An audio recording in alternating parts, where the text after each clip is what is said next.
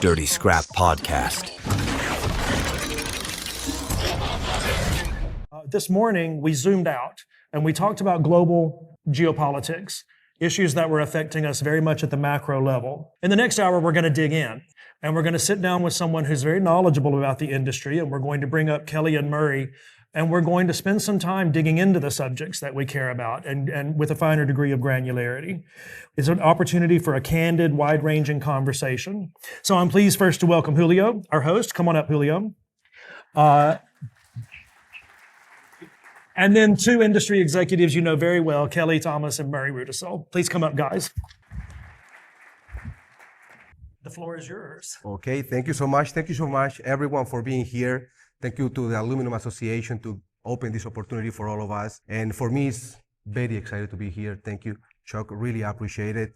I want to give you a little bit of my background and how the podcast started for you to have a better overview about it. 2017, I came into this country. I'm from Colombia, trying to make myself very well known in this industry. And my mentor there, David Roth, helped me a lot. He taught me everything about the industry. Everything that I know about the industry is coming from him. So thank you so much. I appreciate it. At the beginning of my journey in the industry, we started with eExperts. That was a platform that I was thinking on creating something that allowed us to bring people like you guys that have a lot of knowledge for the young generation. I don't want to spend 30 years to get into that level of knowledge and then try to change the industry. So I was trying to do something more like faster and very well done.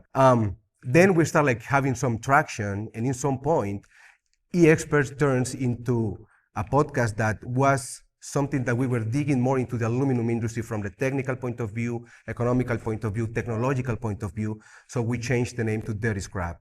And right now, what we are doing is trying to figure out how to make the US aluminum recycling industry in something better. Increasing recycling rates and using all the knowledge that we have here and try to improve from what we are right now to the future. So thank you so much for being here with us. So Murray, Kelly, yes. And Chuck, thank you so much. So first of all, I want to dig into your background, right? How you get into the industry. I know you are very strategic. You are very from the operational point of view. And Chuck, obviously you are in the association. So how you guys dig into this industry and why you are still working in this industry? Well, it's really about the people. How did I get into it? I studied finance in school many years ago. And I had the opportunity to go two different tracks, investment banking or corporate finance manufacturing. And I chose manufacturing and got into that part of the industry with IBM. And somehow, some way, I ended up calling on a woman who worked for Reynolds Metals. And I was trying to sell her something. And she had zero desire to buy from me. Made that very clear, but she said, why don't you come work for me? And that was it. So I started working at Reynolds Metals in 1999. I think the day that I showed up was the day that Alcoa was in the building to buy Reynolds Metals. So I quickly became an Alcoan, and I spent almost a decade with Alcoa. And it was just a fantastic career. People took me under their wing, they trained me, they tutored me, they guided me. And you see the same faces still in the industry. We're kind of like a family. And I think I just really liked being involved in something that was so strategic and so important to, our overall global economy. And it just stuck with me. But really, it's about the people. Okay, let's stop right there. From the strategic point of view, what is being changing in the industry through the years? Because something that was very interesting for me, coming from Colombia, third world country, and getting into the aluminum industry into the US, I found that we have a lot of work to do to improve. So what is being changing through the years with your experience from the strategic point of view? And I want you, Murray, to answer that question from the operational point of view as well. Yeah. I remember when I was with Alcoa and I was on the trading desk and our scrap desk sat right next to us. And we talked a lot about the fact that scrap at some point, people will finally get it, right? They'll finally understand how critical it is, how important it is. That was over 2 decades ago, right? I'm surprised it's taken this long, I'll be honest with you. I mean, we in the industry understand it. We live and breathe it every day. But I think when you really take a step back and look at the overall consumer in the United States, I'm not sure they understand how critical scrap is. And I know we're going to get into that subject. So a lot of things have changed since, my foray into the industry, not as quickly as I think they could have, right? Right. Yeah. But what I'm really excited about now is the technology that we're starting to see around sortation and the investments that everybody is making, because that is going to make a huge difference. Mm-hmm. What do you think about it? First of all, your background, please. Let us know the person. My story starts a long, long time ago in a place far, far away, Hot Springs, Arkansas. But I was a mechanical engineer by education. I had a professor in my senior year make a comment to me that kind of stuck with me. And he said he wanted to pick a career that was socially responsible. So as I was interviewing with different companies, and one of them was Westinghouse, and they had a place in South Carolina, and they made bombs. I thought, socially responsible. I'm not exactly sure that fits my idea. When I interviewed with Reynolds, they came to campus in Raleigh, and I liked what I heard. I went out to visit them in Hot Springs, Arkansas. It's a little resort town. Liked what I saw. And I started working for them in 1988. And so I've been with Reynolds, Alcoa for a while, and just like Kelly said, for all those years, which means two things. For sure, it means I have a lack of creativity because I haven't done anything except work for the same company all this time. But it also means Reynolds has been a great place to work. So that's my history. I've done a lot of different things in Reynolds, from engineering to management to procurement. But what have I seen change? I was thinking about that as Kelly was answering the question. So definitely the workforce has changed. There were long tenured people when I first started working there, especially in the technical areas, to teach us, that had specialties about HVAC and all the different sub-engineering specialties, rolling mills. Now it's very hard to find people within Reynolds that have deep rolling mill knowledge. We rely on vendors, like many of the people here at the conference. That's changed. The technology has changed quite a bit. So it was very manual when I started. It's become more and more automated recently. So those are two big changes that I can think of. I've seen over my career. What do you think about it, about the evolution of the industry through the years? I think it's been fascinating over the course of the 27 years, 28 years, 29, the years that I have been in. Let's say 30. From where I sit, the thing that I have seen change so much is that at the end of the 1990s and going into the 2000s, this industry was still very much an inside industry. It was inwardly focused. It was certainly a global industry, obviously, is where we get it from, but it had no public presence. We weren't in the news very often or at all, and we had to work for it if we were. And the people who worked in the industry, it was a very fulfilling place to be. We've got the numbers to show people come to this industry and stay, and we hear that story over and over again. But it was still, we weren't outwardly focused, and that has changed fundamentally. And so today, people who work in the aluminum industry, they understand their place as a strategic material. They understand that we are a top-level issue in Washington, D.C. and beyond, and that global events have impacts on our industry, and that we have a presence in the public square.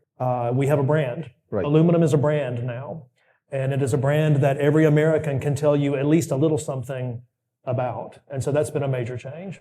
Right. As a brand, what do you think is the most important technological approach that we are having right now that will change the industry as we know it?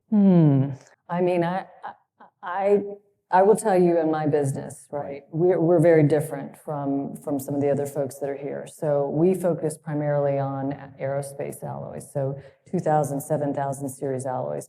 We don't buy mixed scrap. Right? We buy segregated scrap, we buy certain forms, so we're not in UBCs and Zorba and Twitch and what have you. That said, for the rest of the industry, I really do think that the technology changes that are occurring today around automation, around the sortation technologies and AI, and we had a lot of discussion around AI and what AI can do. I mean, it's amazing to see the power of AI and how quickly it is progressing everything in the world. So you can imagine how it's going to jumpstart this sort of technology as we move into the next realm. I think that's going to be a game changer, and it has to be. Right. It has to be. Why a company like your company, that's a big company, and obviously you can provide a lot of support of the recycling rates in this industry, why you are not taking UBC when we have this, I would say 55% UBC going into the landfills, but one of the goals that we have in the industry is to increase our recycling rates. And when you compare the recycling rates we have here in the US comparing to Europe or Brazil, it's a huge gap. So why a company like Vista Metal is not going in the direction that you can source and clean up very good UBCs and start like taking care of those metal and putting into your operation? The UBCs they're not part of the specifications for our metal, Right, for our like material. 3,000 series and 5,000. Yeah, so it doesn't fit with 7,000 series. right. We don't produce that. Now, what can we as a company do as part of the industry, right?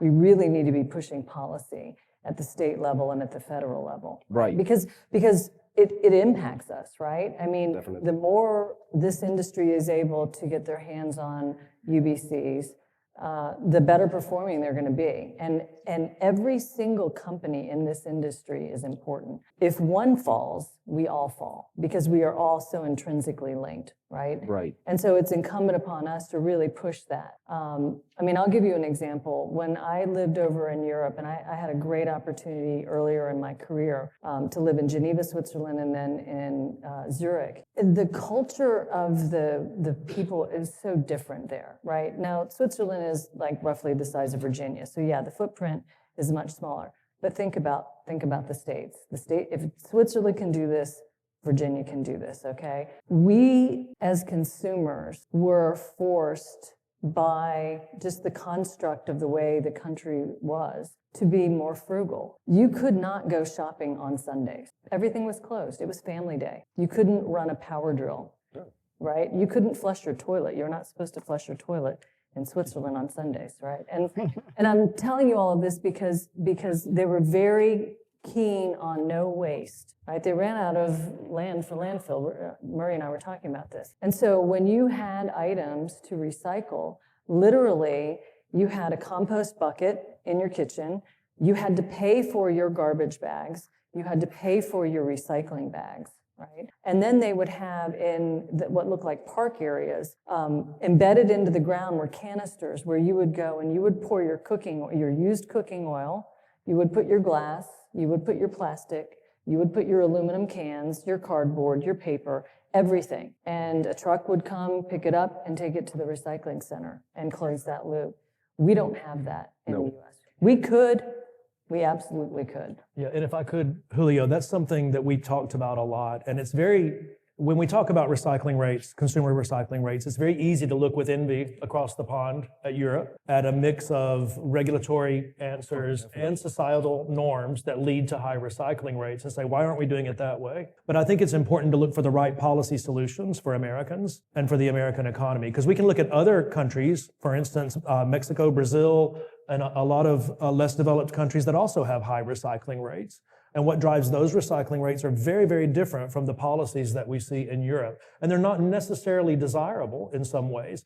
The socioeconomics of recycling a commodity lead to individual can picking in some of these economies. And the material comes back because there's an economic incentive for people to go out and do the labor to bring the material back. And we're not going to achieve that as a policy endpoint in the United States economy, nor should we be aiming for that as a policy endpoint. And so we do have to, I think it's great, it is absolutely true that we should be looking at what works and what is working well in Europe, but we also have to look at our own society and see what can work here, given the starting point that we have today, which is fundamentally bifurcated among the states. Right. And we've got to see what will move people. Dig in there. From the operational point of view, what we can do to improve labor, because it's not easy. Labor is very complicated topic in this industry, right? Everything, people is going on and off, and I am seeing more automation and AI coming. But how easy is to be flexible enough to absorb that into the process and replace people, or how we can improve that in order to increase, the level of our industry? Because from the cultural point of view, we have an issue. So we need to improve it, but I think we need to improve it from the inside. So how, from the operational point of view, we can do it?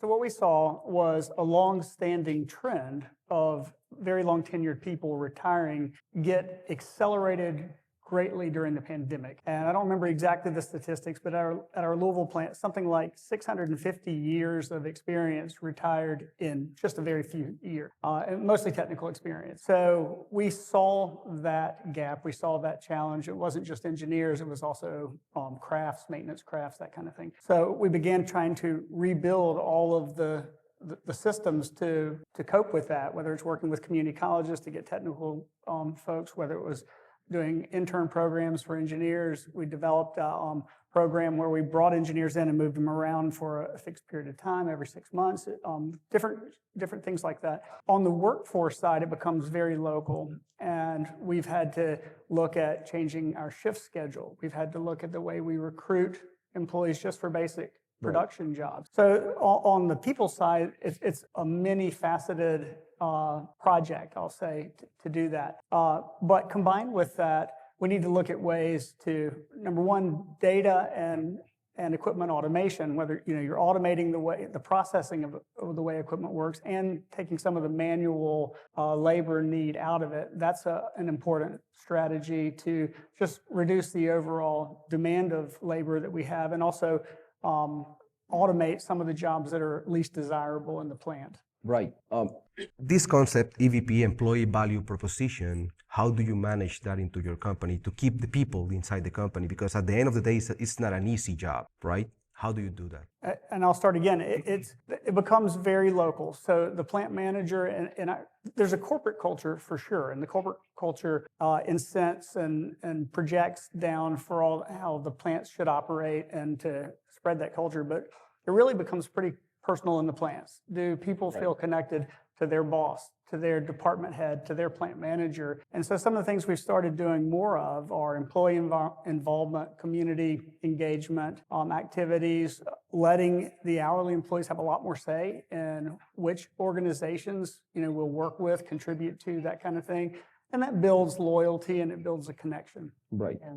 I would also say too, just to add to what Murray said, we went out a year and a half ago to our own members to talk about the changing nature of the workforce issue. And we heard some new stressors and some new things that we need to think about. Every one of those programs, Murray, that you mentioned, those are great programs, and those have worked for our members who work them. They've worked very well. Some of the new stressors, though, we're hearing that many of our members, especially the members who are out in rural areas and in less populated areas, that there's a lot of infill of competition. More and more employers are under roof and air conditioned and Walmart distribution centers and other employers, and we're competing. We didn't move. We didn't pick up our facility and move it to a place where these conditions were different. Our place got different, and so the infill has introduced a different level of competition for the workforce, and we have to be responsive to that. And it's not that easy. If we're under roof and unair conditioned work, and that's what a lot of us are, we have to decide how we're going to place ourselves in those environments. I think we spend a lot of time, so Vista is a privately owned company, family-owned business, and we have less than 500 employees, 2 locations. So you can really get your arms around it. Our California location is unionized, Georgia is not. But our relationship with the union is fantastic. They're a family. We spend a lot of time, high touch, doing town hall meetings, walk-arounds, lots of celebrations around on-time delivery. We do potlucks. We get people really involved. But the big thing that I get feedback on is they like the communication. They like us. They like me and my leadership team and their managers to stand up and just give them the straight stuff, what's really going on in the industry. And they are really proud of the company that they work for and the products that they produce. We spend a lot of time showcasing. I talk to them all the time. I'm like, the reason that airplanes are flying and rockets are going up in the air and Mars rover is roaming around the surface of Mars is because the metal you guys made is up there. You did this. And and this is hard work. It's hot. It's not air conditioned. And not many people can do it, but you are doing it. And you should be really proud.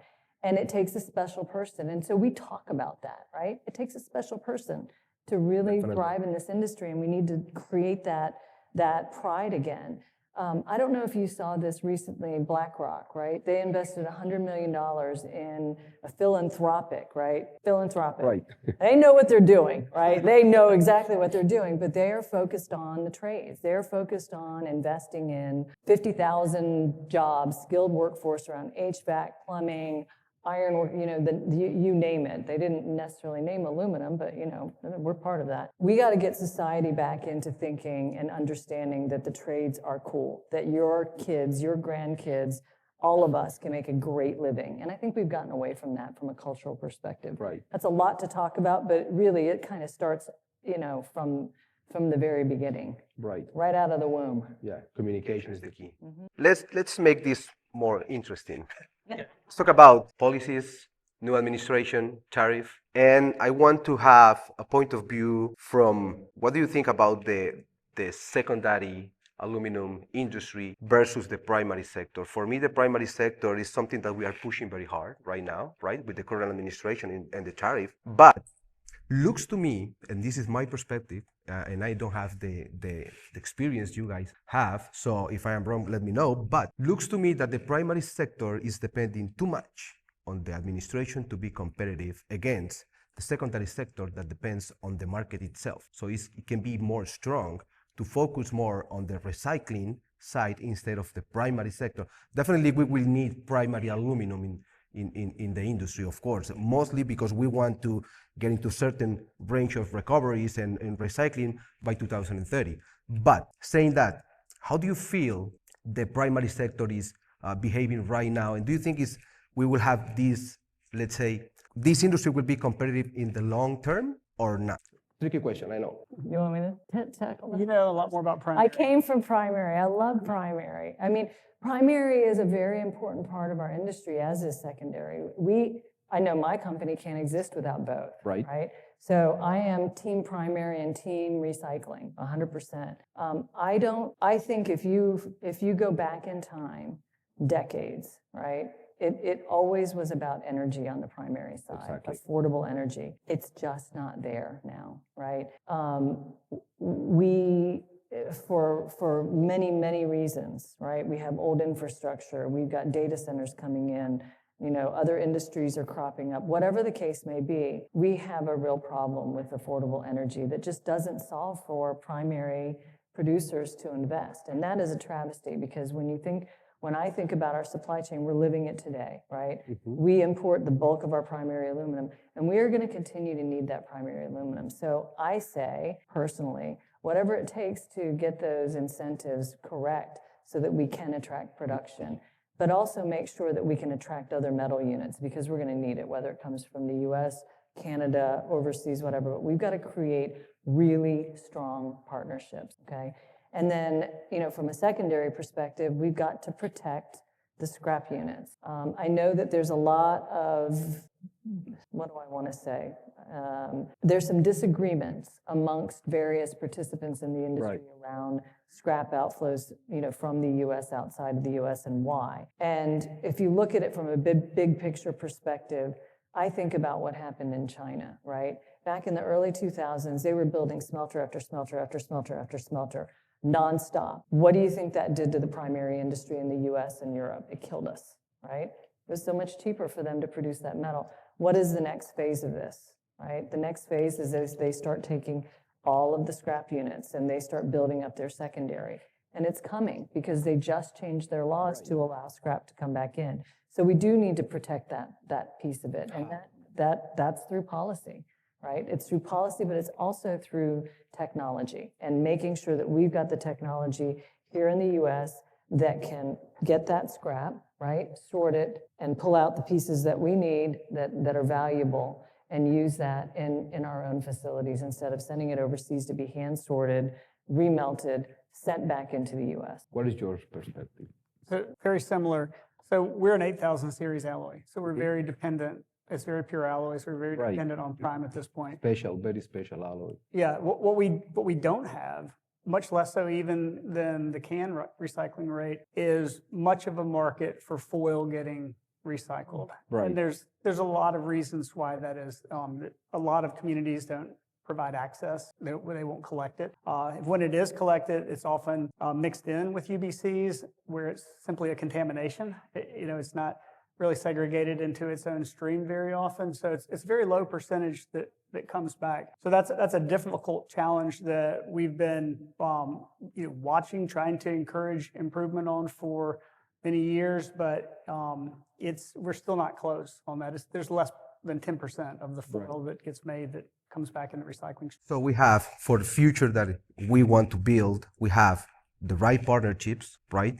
Energy cost needs to be something that we need to put into the table, and technology. How easy or how flexible is, and I think this question is more for you, for the North American industries to be flexible enough to receive new technology and start investing in this kind of technology? And I'm asking this because I've been almost 10 years in this market. And for me, it was very complicated to get into those facilities and try to convince them that out there is better technology that can make these aluminum recoveries better. So how flexible is today the U.S. industry to get into that position that they will say, okay, let's move forward in that direction? I think the U.S. industry is very open to any kind of technology that is going to be cost effective, that's going to pay for itself and have a return. Okay. And certainly with aluminum prices where they are right now, better recovery incents projects that may not have had a good enough payback a few years ago. But it does take time. It takes time to scope it out. It takes time to install new equipment. So it's not the kind of thing that you can necessarily move very fast on. And it doesn't solve the biggest problem that we've been talking about is just the supply of the types of material that our sector would need. Anything that we can do to improve recovery of any of the scrap we use would be good, but right now it's a very low percentage of our input material. Yeah, like if I could add to that, it's a really interesting question, and we forget as an industry many of us don't forget because we live it from day to day, but it's easy to forget how complex the scrap markets, scrap availability issues are for our industry. I was just reminded this morning, Garney Scott was making an interesting point in a meeting that automotive shredded scrap in many ways is subject to the whims of the steel industry because the aluminum from automotive shred is a very well managed byproduct of steel scrap management. And so these issues permeate the market. And what we're seeing overall, and what we have seen for several years, is that if you've only got a very small spread between Zorba in trade and Twitch, then there's no economic incentive. Nope. You'll go out of business very quickly investing in technology that only gives you $20 a ton return. So, and on top of that, we now live as an industry in at least a partially managed economy. That's what all of these trade interventions have resulted in. So our federal government has, enough of these interventions have shaped our market that the interventions are cumulatively more valuable than the value of the metal alone. And so that is the world we are living in today. And so if we are going to have policies that impact the traded price of both primary aluminum or all-in aluminum or scrap and the scrap spread, they've got to be the right policies. They've got to be the right policies, not just for us to have access to metal today for our operations, but to incentivize investment in the scrap sorting technologies and so forth that lead to the metal that we need tomorrow. Right. And that will take some very fine minds. And that is why these meetings and this industry is so important, when we can convene like this and we can bring our best thinking to these subjects and we can fight among ourselves so that we can figure out which ones of those policies should win the day, and then we can go and fight for those policies to make sure that they prevail in Washington and beyond. And I'm sorry, that's the end of my stump speech. No, that's fine, because I want to dig into that topic. How easy, let's say you guys are doing a great job trying to make the policies that will put the industry in the right direction, right? How easy is to take those ideas from here to Washington, and how easy is for them to say, okay, let's make it happen? Because at the end of the day, we can do a lot of different things, but if we don't have government support, we're doing nothing. So how easy is to do it? I won't say it's easy. Or how hard? I will say that we are more effective today as an industry than we have ever been before. And part of that is environmental. I don't want to blow our own horn to the nth degree. This administration Donald Trump, as a president in his first term, elevated the policy framework for aluminum and steel higher than it has ever been before. And so there is an audience in Washington. Now, everything is relative. This administration came into office with a mandate to affect change. Right. And they are working at a speed we have never seen before in many of the areas with it that they are most interested in. And so we have their attention, we have their ear. I won't say that they will change direction immediately. It will take a long process. It will take a long process of education and of negotiation. And we share this administration's goals of rehoming manufacturing back here in the United States, especially in the upstream. The policies have to be the right policies. They are sympathetic to our input. They believe that we know what's best for our industry, but they are moving quickly, as they have told us. They're going to move fast and break things. How easy is to reindustrialize U.S.? Sorry, say that again? How easy is to reindustrialize U.S., to bring the industry back into the States? I still think America is the best place in the world to make aluminum and to fabricate with aluminum. Why is that? Well, first of all, we have the fundamentals. America is an energy-rich country. If we would manage our energy better, which we absolutely can do. And look, if we look back at a history lesson, I won't go too far back, but let's talk about the 1970s. Don't worry. The decline of smelting in the United States can be traced to the deregulation of the energy sector in the middle of the last century. It was a long, slow slog, but that's what started it. Now, there were other factors, obviously. And so we are today looking again at those policies. My fear, though, is that we may solve for an entirely different endpoint. So data centers today are as important to the energy conversation as aluminum is. And it's not either or. We don't have to just divide one pie. But we do have to make sure that our voice is there and that we are making sure that the administration understands what the fundamentals are that we need as an industry to prevail. Right. From the strategic, go ahead, sorry. I was just going to, if you don't mind, Julio, I wanted to comment on your question around how easy is it to convince this administration around aluminum. And I would say, I agree with Chuck. I also think that we need to segregate ourselves from other materials. So right now we're kind of lumped in with steel. We are not steel. We have very, very different supply chains, a very different way of making this material, different uses, et cetera. I mean, we are primary intensive as well as recycling. We get a vast majority of our inputs from overseas. And so when you lump aluminum in with steel with regards to trade policy, tariffs, et cetera, the outcomes are not the same. They're very different. And so I think that we are working on and making inroads in educating the staffers and the administration. But this is a complex industry, and it's really changed over the last few decades. We've gone from big integrated companies like Alcoa, to companies breaking up, and so that it's become a little bit more, or a lot more complex. Right. And now we have to re-educate everybody, right? So it's just taking more time, and we need to be more targeted in terms of differentiating ourselves from steel, for example. Right. When we talk about aluminum, we need to talk about energy, right? And what is happening in Iran right now, I think is going to impact the industry in certain ways. How?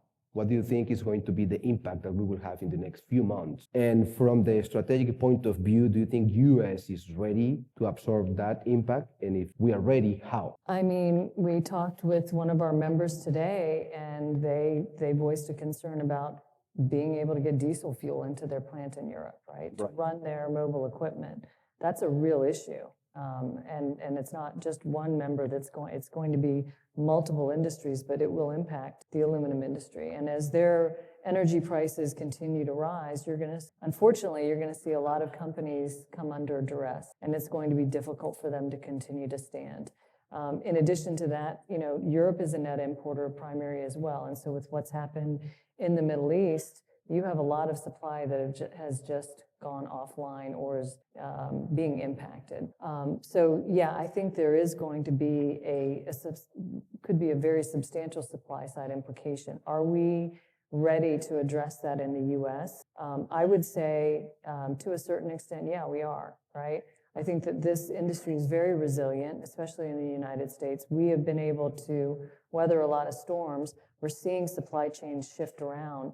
But we're going to be selective as an industry about what business we take and what business we don't take. Right.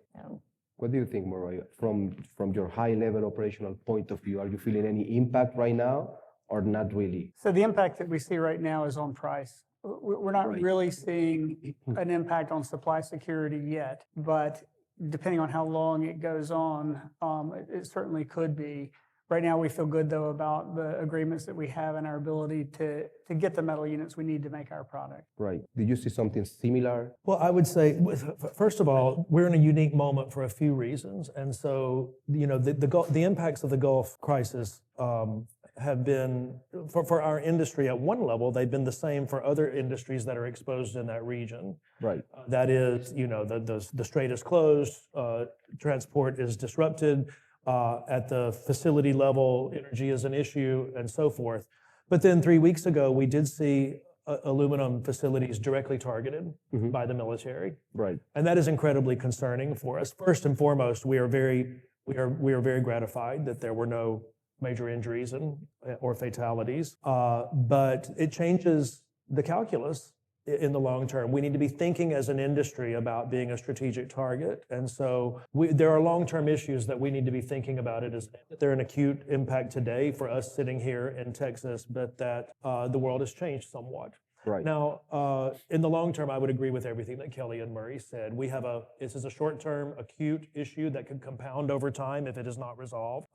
It could have, we have been happy to see that the resiliency and the ability to adapt, in some cases, surprised some members of our own industry.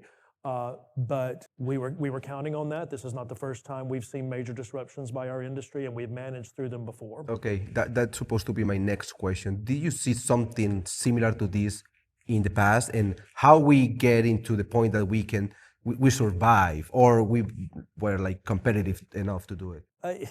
It's great to not have to think about these events after they occur, but starting from our timeline and moving backwards, Ukraine was a major disruptive event for our industry. The fall of the Berlin Wall was a major disruption to our industry, requiring international coordination among all metal-taking countries, and the industry rose to the challenge and was part of those conversations. The global memorandum of understanding on Russian capacity after the dissolution of the Soviet Union is a prime example of how this industry will organize and respond at the level that is needed. And that was the highest level possible because that was every actor in the world at the time.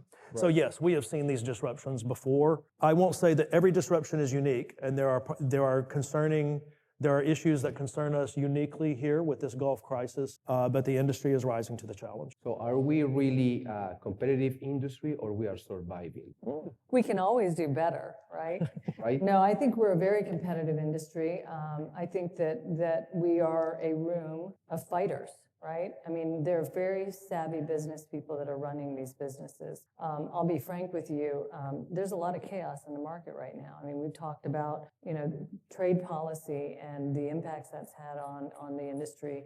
The Gulf War, coming out of COVID has been a whipsaw. Right. So we've been through a lot, and yet you're still seeing investments, right? You would not be seeing these investments in the United States aluminum industry if it wasn't a competitive industry, right? Right. I think we will open some time for some questions, but before we get into that, and sorry, what do you think about the next 5 years on the aluminum industry from the operational point of view, strategic point of view, policies point of view? What do you think? From a manufacturing point of view, Yes. I think we're going to see changes that we don't even envision yet. So we know enough to know that AI is going to change many facets of our work life and our life. So what we're doing is trying to make sure our data, our process data, our equipment data is accessible and organized in a way that we can take advantage of it. But I would expect the next 5 years we'll see major advancements in machine learning. Right. And from the strategic point of view, Kelly, what do you think? I'm really excited about it. I think we've got a great future. Demand is growing. I mean, we saw things sort of level out last year, but you're starting to feel the tempo of things pick up. It is frightening and exciting at the same time, right? Because of what we face. But I got to tell you, my overall outlook is positive. We got to get through this, and we will. We will. I think that we will see, if present trends hold, I think that we will see further regionalization of global aluminum production or of global manufacturing. Right. I think that it's possible we'll see realignment in the within North America or the Americas. I think that we'll see a reshuffling of America's trading partners somewhat, or at least a rebalancing there. And I think that regionalized excellence, which the U.S. can lead the world, I think it will become very, very important. And so that's what I'm seeing as we go out. The other thing I would say is we will see a reemergence of issues that have been on the back burner in the last year. I don't think that the world is finished focusing on decarbonization. Right. And I think that we'll see those trends reemerge in a 5-year time frame. But before we leave that question, Julio, I'd like to ask you that question. What do you think we'll see in our industry in 5 years? I think we will see more flexibility. I think we need flexibility related to implementing better technologies. I think we will need to be more straightforward on the regulations. We need to avoid landfills if we want to increase our recycling rates. We need to have the young generation getting love into this industry, because we don't have it. At least I think we can do better. So what I am seeing for the future is bringing the young generation to get in love into this industry, to understand what is coming, to understand the technology, and to understand that if they can jump in with the new ideas, definitely we can do better. Well, I can turn to some of the questions that we got from the audience. I'd love, Julio, for you to answer them as well as us. I think that you're as much an expert as anyone on this stage, probably more than me. I found this one interesting, and I'm personally a bit pessimistic on it. What are the prospects for improving U.S. aluminum recycling rates without a dramatic policy or cultural shift short of a national deposit? All right, I'll be honest with you. With aluminum prices where they are today, it is disheartening to see the recycling rates so low. Right? I think there's just a ton of education that has to happen, but it is going to take cultural change, policy change, technology. It's going to take all of the above. There's no one aluminum bullet, if you will. Right? There's no one thing. It's going to take all of it. Mm-hmm. Murray, you want to? I like the aluminum bullet.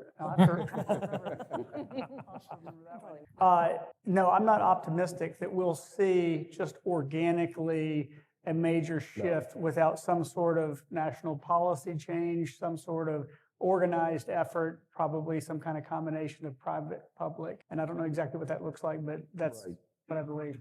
I think one of the issues that we have in order to increase our recycling rates is we need to understand better vertical integration between the industries we have. Because I am seeing that the scrap jars and the scrap collection and sorting guys, they believe that they are one industry totally apart from the secondary cast houses.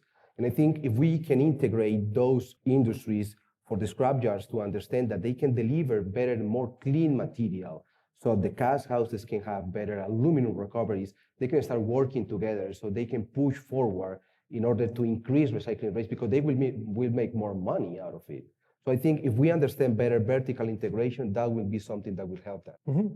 I think that it will take policy to move consumers first, and I think it will take the right market conditions or incentives to move the industry. And I think that we should acknowledge that and be unashamed of it.